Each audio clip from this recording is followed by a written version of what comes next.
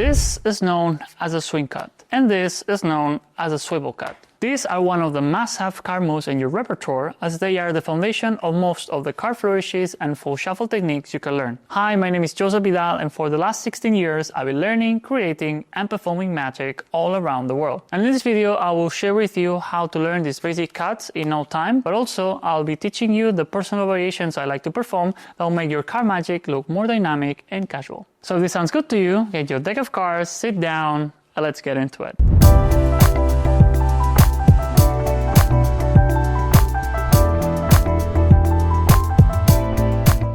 To perform the swing cut, starting first with the hand that will initiate the move, we're gonna grab the deck into what's known as the Vidal grip. This is a classic version of it, as we can see, but in this case, to make our life easier, we're gonna use a modified version of this grip that looks like this. Basically what we just did is to just remove the ring finger so it's not involved anymore, and we're fully resting the middle finger on the right corner, on the opposite side the thumb, like this. What this will allow us is to freely hook the packets as big as we want with our index finger in coordination with the thumb as a pivot point, so we can now then transfer it with the receiver hand like so. Here we can decide as how big we're gonna do it, depends on how deep you try to hook the cards, so depending on how deep you do it, you will do a little or you'll do it bigger, so this is more up to you, depending on how you want the sequence to look like. But basically the initiator hand is just creating the packet, so then we can transfer it like this. To get used to that, because maybe in the beginning could be a weird feeling or it doesn't feel natural to your hands, something I would recommend you to do is to do this little exercise, which is basically cutting small packets like this, so you let them fall once you create them. So you can loop it and exercise it as much as you want until you naturalize or interiorize this move. So once you learn this, now we can talk about the hand that will receive the packets. Basically, once we create the first packet, what we're going to do is with our empty hand and involving the space in between the thumb and the base of the index finger, just basically clip the packet like so, between the index and the thumb, aiming to place it back to the opposite hand, so it can rest and be fully squared by grabbing it into what's known as mechanics grip. Here then we're gonna repeat in case you wanna do more packets.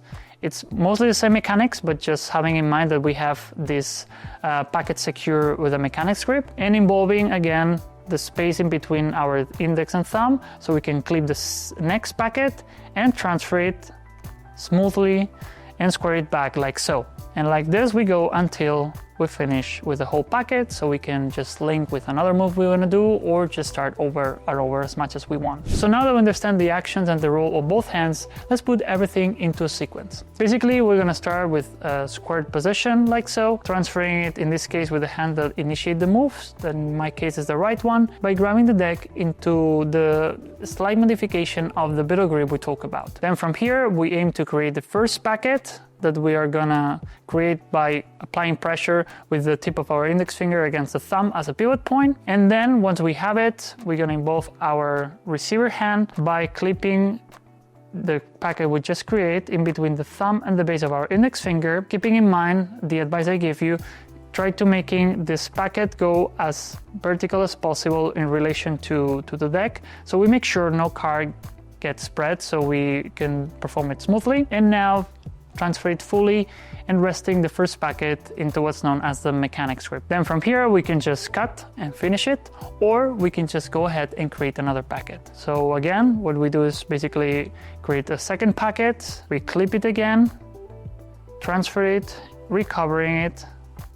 So now we can either finishing it by completing the cut, or we can just go and do as much round cuts as we want until we're satisfied. So this is all the information and details you need to know to learn the swing cut. Good news here is that once you understand it and perform it with no issues, learning the swivel cut will be extremely easy, as the mechanics are mostly the same, but we are adding a couple of details that I'm sure that if you made it till here, this will be super easy for you. So now if you're ready, let's move on to the swivel cut. So to perform the swivel cut, we're gonna start, as in the swing cut, grind the deck with this modification of the Vidal grip we talked about. Then we're gonna create the first packet as described before, and here the difference is that we're gonna transfer the pivot point now from the thumb to the index. To do that, we're basically taking the index finger of our receiver hand and transfer the packet like so. The pressure that both fingers are applying is what allows us to freely move the packet. And now, since we're applying pressure towards the index finger of the right hand, we now are able to pivot the packet around. And then once it's fully turned, we're gonna open our receiver hand so we can receive and let this packet fall, so we can now square it back into a mechanics grip. Then we can either cut it or finish the move, or we can continue by adding another one like this until we're satisfied. This is the basic version of the Swivel Cut. There's not much complexity here, it's super easy, but if you're aiming to do the slightly more visual and dynamic version, what you can do is then from here, once you create the packet and transfer it, so you received it with the hand already, once you move forward with the right hand, is to create a packet on the way, so you can now hit the lateral side of the left thumb, and you can use it now as a pivot point. So once you move the hand even forward, now you can turn the packet like so, and once it's fully aligned with the packet you created in the beginning, then let it drop. And now here's time for you to finish the sequence by collecting all the packets together. Again, as a recap, we create the first packet, transfer the pivot point from the thumb to the index like so, turn it around, and once it's aligned with the receiver hand, let it drop, so we collect it and square it back with a mechanics grip. And now, since our hand is here, we want to move it forward, we just create the packet while moving it forward, so the packet we just created hits the side of the left thumb like so, so both thumbs are now involved. If we continue this forward move, we're just turning the second packet around, the once it's fully aligned, just let it drop, square it back, and now we're ready to finish the sequence and continue with any other move. These cuts are very popular and widely used, and a lot of the mechanics you just learned here, you will see that it will repeat it in other techniques or other cut flourishes that you will be learning through your learning process.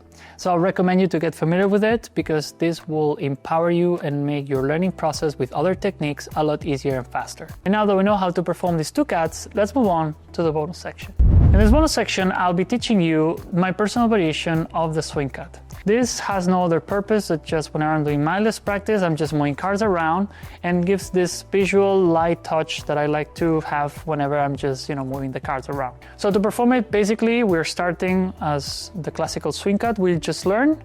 We create all the packets we want until we reach the last one, where we're just gonna flip it like so, having the base of our index and slight touch of the tip of our thumb to guide it properly so it does not get spread or unsquared.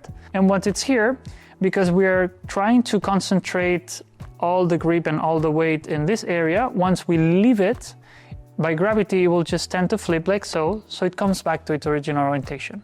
So we're gonna use this on our favor, so whenever we turn it over and align it with the left hand, once we leave it, it will just flip and come back to its original orientation like this. Just a quick review, it's super easy, there's nothing complex here, it's just creating the swing cut, turning it over like this, and once we're ready, just let it go, and by gravity, it just flips, square it back, and now we're ready to continue or to perform it again if we want. So that was the tutorial. I hope you like it, I hope you enjoy it, and if it provided value, please don't forget to give a thumbs up. This will help me a lot, and consider subscribing, as I'll be uploading many tutorials that will go from beginner to intermediate to more advanced, so everybody will have a tutorial according to their level. And now, if you want to keep learning with me, I'm letting you hear this super cool tutorial that I'm sure you will enjoy. And again, thank you so much for watching this tutorial, and I hope to see you in the next one.